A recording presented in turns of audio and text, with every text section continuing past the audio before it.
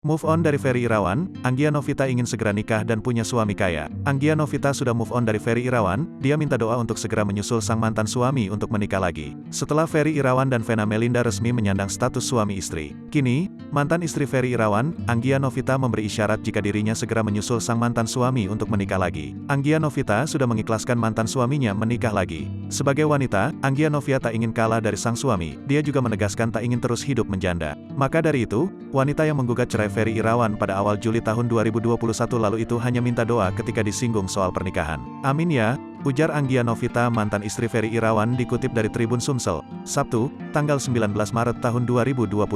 Jika menikah, Anggia menginginkan sosok suami yang kaya, keren dan pintar. Yang kaya dong, keren dan pintar, lanjutnya. Sementara saat disinggung masa lalunya, Anggia mengatakan bahwa mantan suaminya yang lalu menurutnya masih kurang kaya. Yang kemarin kurang, ungkapnya. Terkait sosok suami yang diinginkannya, Anggia mengatakan bahwa ia menginginkan suami yang bertanggung jawab dan menjadi imam yang baik untuknya.